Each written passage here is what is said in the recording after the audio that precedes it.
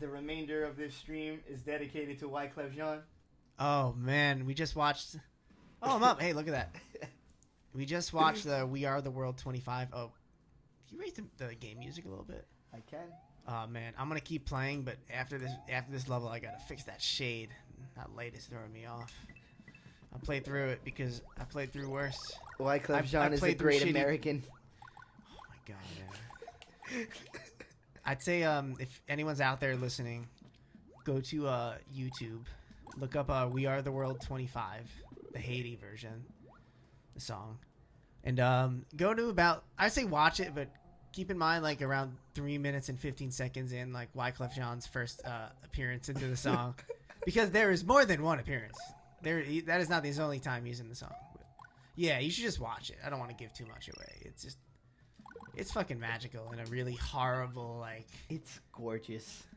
It's just like you ever okay. I can always connect it to Game Grumps, man. Aaron says it like the way he gets inspired to do art. Sometimes it's not even like you can't just like good shit. You have to watch someone who's clearly trying to do it and failing, and that it's like somehow it's like reverse psychology where you're like like I feel like I'm in this for the right reasons now. Like. That's why I set out to not do that. Like, oh my god, it's so cool. Yeah, like you ever get so embarrassed in your life, like you do something and you just get so embarrassed, like you feel your face get flush and your skin get hot. Yeah, that happened to me while we were watching that video for those people.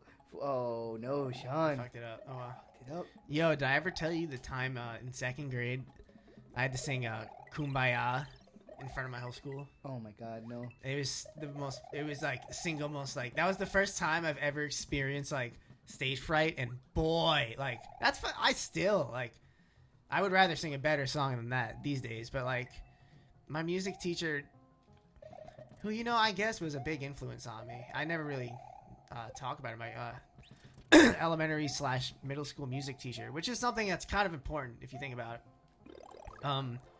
Yeah, she wouldn't just let me not do it. Because I do remember being like, I don't want to do it, I'm scared. And she just was like, well, you're going to do it. And, you're in second grade, you don't really have a fucking say in it. And yeah, I did it. And it was scary as fuck. And I remember I got off stage, and my friends were like, dude, you look really nervous. And I'm like, yeah.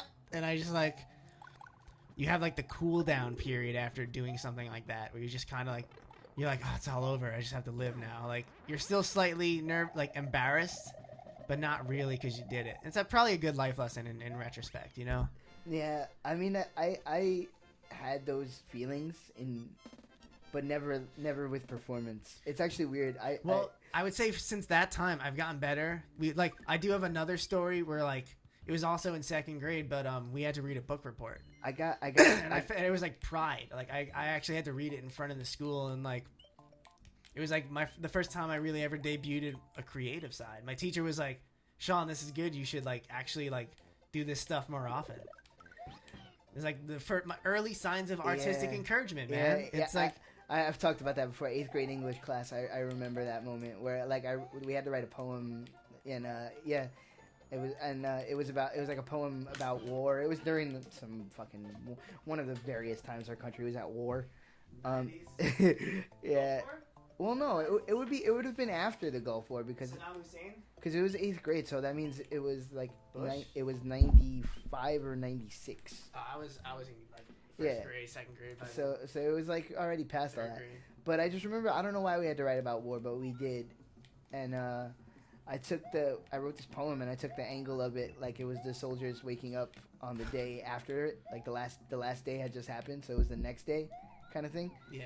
And whatever, I don't it was me writing in the 8th grade. It was hammy, I'm sure, but there was this moment where the whole class went super quiet. Oh, nice. And then everybody started clapping. It was a really weird. It was an intense moment, and my teacher asked me to give it to her from my notebook. And wow. And the next day I came to class, she had it hanging up in the room. I don't know. That's so cool. And she just yeah, it's I wish I could find this teacher actually, because I don't have a lot of moments like that. I hear people tell stories about mentors and people who really had a positive impact on them, and I don't really have those stories. So, but this teacher, she told me straight up, she was like, it doesn't matter what you do, Just make sure you never stop writing. Yeah. And that stuck with me. You know, it's and crazy. I don't have a lot of that experience. I think I have this Severian stock answer with maybe not Rob D, but Mr. Leposki was our band teacher. But it's cool because like I had a different journey than like I guess Izzo and even Sully, because like when we were in the band, I guess they were really like favorited guys going in. They were like first round draft picks, Sully and Izzo. Like they immediately Izzo immediately became the bass player of the band. And Gerard was like a step in on drums because he came into school knowing how to drum. Like Mike actually was in, and Brian were in the band too. We kind of had to like rise up from like the minor leagues, you know. You start in the early band, you have to go to the concert band. It's I don't know. We didn't have like the immediate success right away, but I do remember he was really big on like attendance, but discipline, really. Oh, Steve's back. Hey, welcome back, Steve. Shout outs to all the Steves and all the White Cloud Seans. Yeah. I probably would say like my discipline and my music practice schedule solely based on how Mr. Leposki taught me. Yeah, I would say he's probably the most influential teacher I ever had. I'd probably say that straight up to him. And the funny thing was, I didn't even know it at the time. I was like so dead set on being a filmmaker. I wasn't at my musical potential until I met Dino. Really, Dino and you. I still say that you and I should hook up on a film. It's titty balls. I have a really good idea, and Rashid's down to help. Like I really want to put it together. Yeah. I need to start investing in external hard drives. Yeah, right. I have a couple. I need more. You really can never have enough. Exactly. That's what my friend said. My friend said, "Oh, what is this death ball?" You can spin jump that.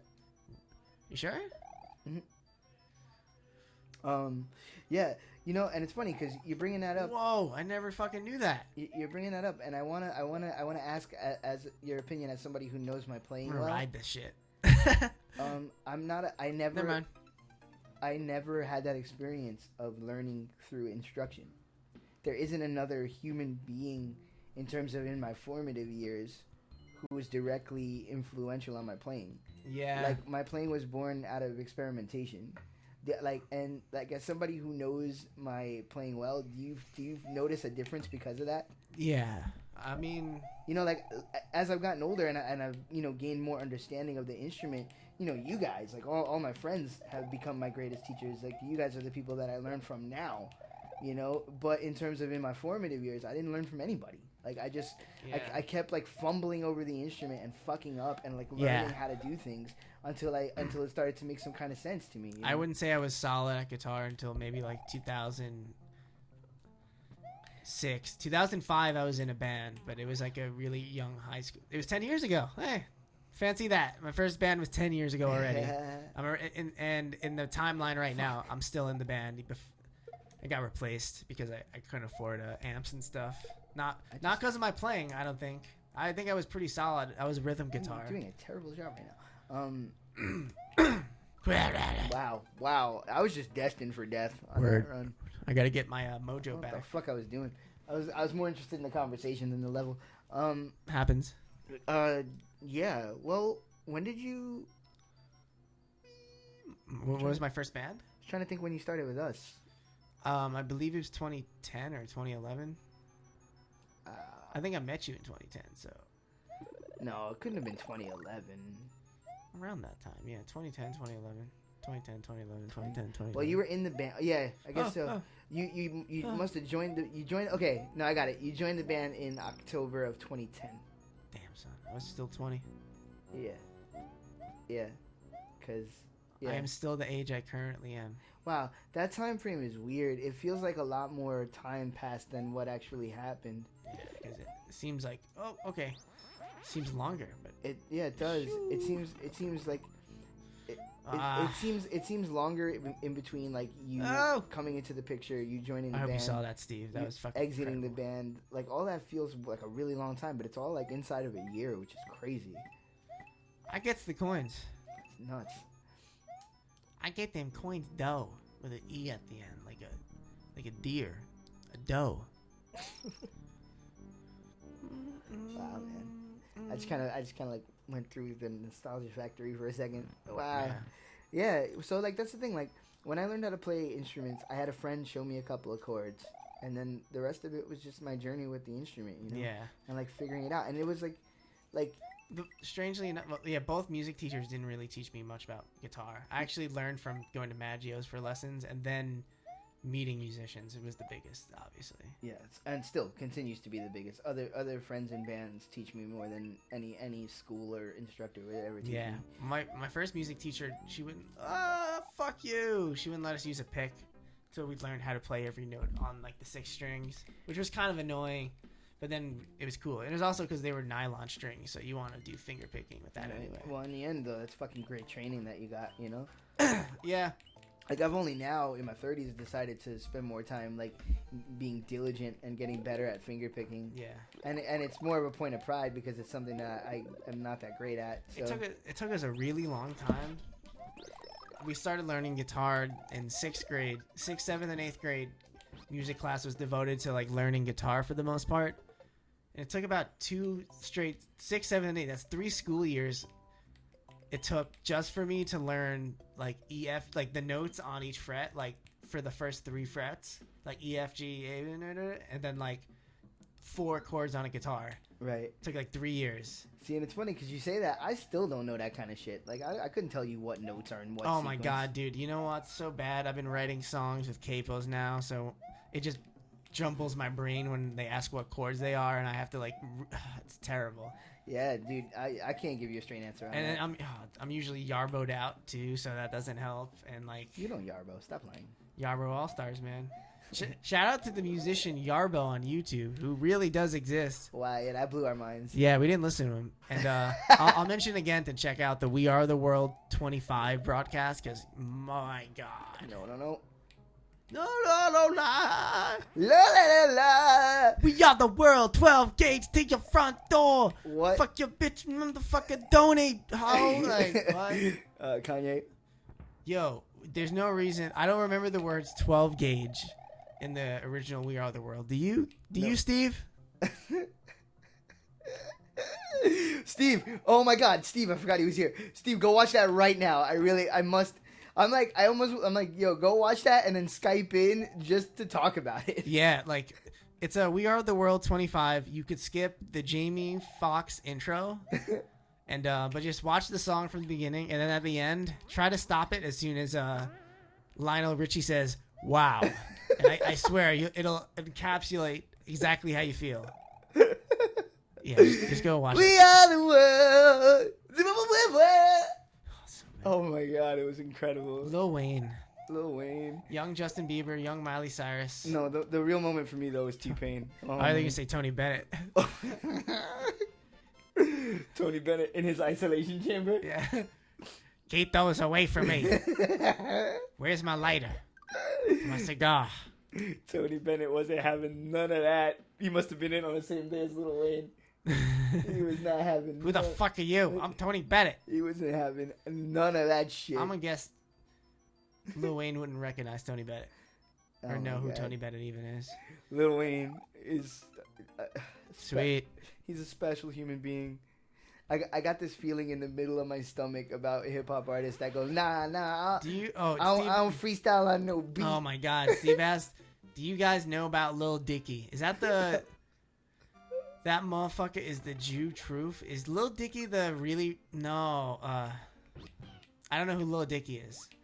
I saw this video for this young white rapper called Slim Jesus, and he's just this really white skinny 18-year-old baby face boy rapping about guns, and it's just like man, you know, I don't know, you should just look it up. I can't an really art form, Sean. it's like art house YouTube, except it's real, and he's like this 18-year-old kid being a stereotype. Yeah, Lil Dick. I mean, if LIL is your first, like, the first part of your name, most likely you're a rapper. I would agree with that, Steve. It's just like this might be a semi-controversial statement, but I hate answers. but What? But hip hop culture has officially made me hate hip hop to the point where I don't care about what I used to love and used to think was great. if I could press a button and eliminate